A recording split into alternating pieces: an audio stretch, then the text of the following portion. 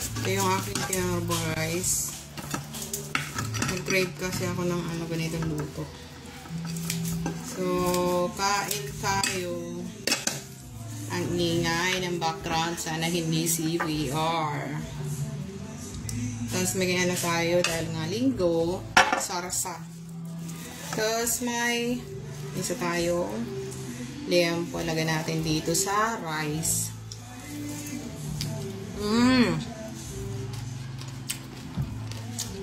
Panalo.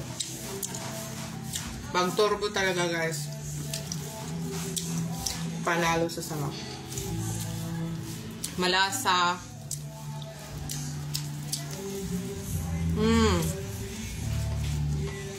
Yummy.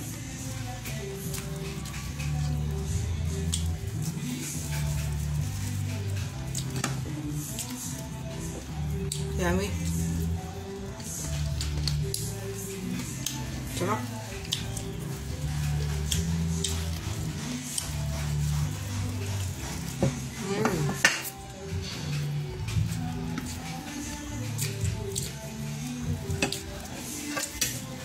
Ang sarap guys.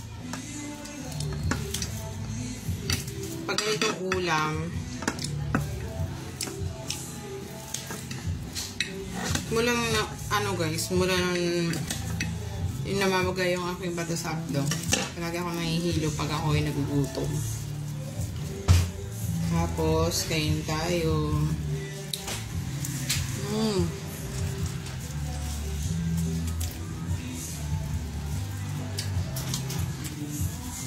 Dami.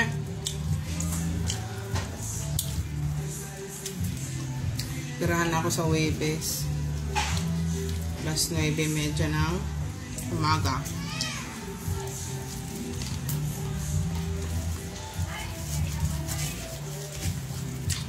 Dalawang doktor. Pasado na ako sa clearance. Sa 28. Titingnan na lang ako ng aking surgery. Kami ng doktor ko nung opera sa akin. Tatakot lang ako sa mga gagamitin niyang aparato guys. Nervous ako. Sabi nga, kailangan talagang itatanggal na kasi nangangalib na yung aking buhay lalo. Wala akong choice. Matagal na rin itong, kaya pala sobrang sakit siya kung nakakain ako ng mga fatty food. Ito yung ganito na turbo, hindi siya kumaano. Huwag lang sobra. Hindi siya sumasakit. Kasi ako nagluto. Sarap. Yummy. Sabi, hindi kakain ng rice. Pag ganitong ulam mo, rice is light.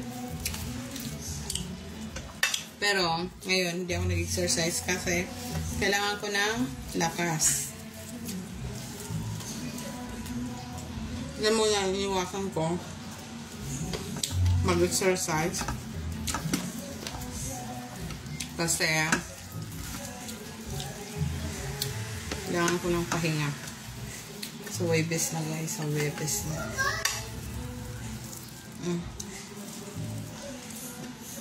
Bye bye.